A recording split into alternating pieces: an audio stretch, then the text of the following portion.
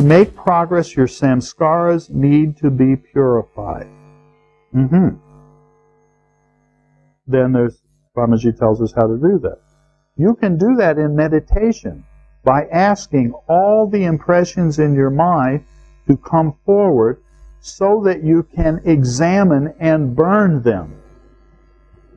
Swamis wear saffron-colored garb to symbolize the color of fire, the color of knowledge. When you have the determination, he says, quote, I have burnt all my desires in the fire of knowledge, then you wear that color. You can consciously bring forward all the latent, buried impressions during meditation, telling your mind that you are ready to face them, and if you have built that kind of determination and willpower, you can allow those samskaras to be burnt mentally. They are all mental impressions. There is nothing solid or material there. All these past impressions can be burnt, and you can be free from them. The goal is to expand the conscious aspect of mind so that there is no unconscious. There are actually two known ways to purify your samskaras, the impressions that you have stored in your lifetime. But there are also only two known ways to happiness. Either you fulfill your desires and understand which desires you want to fulfill by doing your desires, or otherwise you completely renounce the desire and then reduce your desires to minimum. So if you fulfill a desire and you do it well, you can do it in a way that you become free from it. Sometimes it's easier to just have the desire fulfilled. I had a little sleeping desire from childhood to see Easter Island, that island out in the middle of the Pacific that has those big statues.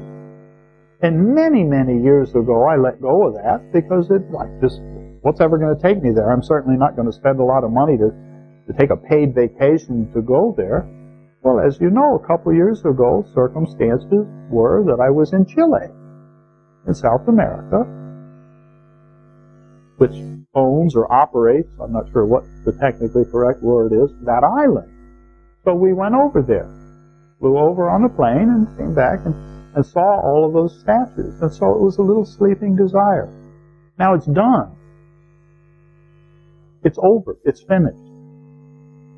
The desire's not there anymore because it's been fulfilled. I remember Swami Rama telling a story. Actually, the driver of the car told me the story.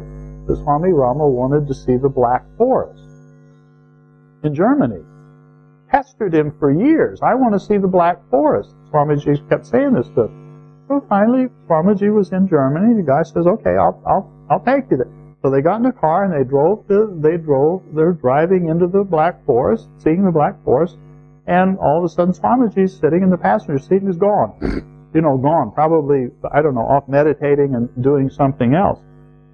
Swamiji comes back and fellow says to him something like, all this time you've wanted to see the Black Forest. I bring you here and now you're not looking. He said, but now I've seen it. He's still in the car. He's still in the car seeing the Black Forest. But now the desire's fulfilled. So it's one of the ways of fulfilling a desire is to do it. You wanted to go to Times Square. You went to Times Square. Done. Check mark. Finished. So one way to fulfill a desire permanently is to do it, but do it in a way that it doesn't feed upon itself. And the other is to renounce it completely and burn it up inside. When you come to the point where there is no desire, then there is nothing to be fulfilled. You have two choices of path. Fulfill the desire or renounce the desire. When you fulfill your desires by doing your action, you must remember that to do so, you must do your actions with love. You can also burn your samskaras.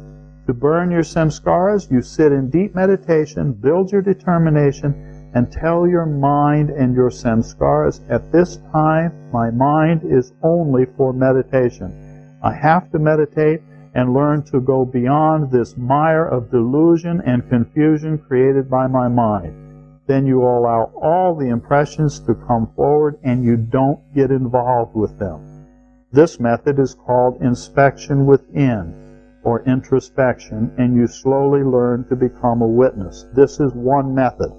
Another method is to burn your samskaras inside that fire of knowledge, and to offer all the samskaras to the light, to that great fire within, and then burn them. These are the two methods.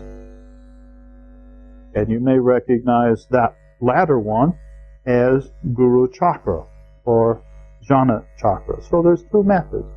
One, but they both here, in what's being talked about here, in terms of inner work. One is you intentionally are allowing them to come so that you can intentionally do nothing with them. That's the inspection within introspection. And they just lose their coloring. You're just not paying them any attention. They come, they go, they come, and gradually they weaken, and they lose their coloring. The other is to let them stream forward and stream into the fire of knowledge and burn them up. So that's Swamiji's saying. These are the two methods in terms of internal. Now that's not in conflict with the part of fulfill a desire, in a way that is free. That's a different process. This is the inner process. Swamiji closes this chapter in this way. Remember that what we were looking at in these two chapters is talking first about the negative emotions, where they come from, kama and ahankara being two prime parts, and fulfilled and the emotions that come when desires are fulfilled or unfulfilled, and then the part about how this relates to the witnessing of and the coordinating of the four functions of mind, of manas, chitta, ahankara, and buddhi, and how those arose because of the four primitive fountains of food, sleep, sex, and particularly self-preservation. And then talking about the principle of samskaras, the deep impressions that are colored with attraction and aversion, both of which are attachment. And that these can be done in a way of, giving away the fruits, greasing all actions with love, non-harming, and then finally ending with the meditation part of how you burn samskaras inside, either through inspection within, which means letting them come, being a witness, doing nothing with them, and they just automatically start to lose their coloring, and the other method of putting them in the inner fire of knowledge. Then he closes with this. Nothing external can help you to attain the reality of truth, capital T, truth. A rich man looks at a poor man and thinks, this poor man has nothing, but he is very happy. And the poor man looks at the rich man and thinks that he has everything and envies him. Both are unhappy. You know that the external world, the world of means, cannot make you happy. It makes you comfortable, and often when you are comfortable, you forget the purpose of life. Do not forget that the purpose of life is to attain freedom from all misery and pain. To attain happiness, you don't have to travel, leave your home, or abandon your duties. This is the message from the great sages of the Himalayas. Remain at home and do your duties. Learn to do your duties lovingly and decrease your attachments. Use the word love so that you learn to give. Attachments contract your personality. Love expands it. Purify your samskaras so that the samskaras do not disturb your actions and speech, and then cultivate or accept in your mind only those desires which you can fulfill and which do not create problems for you.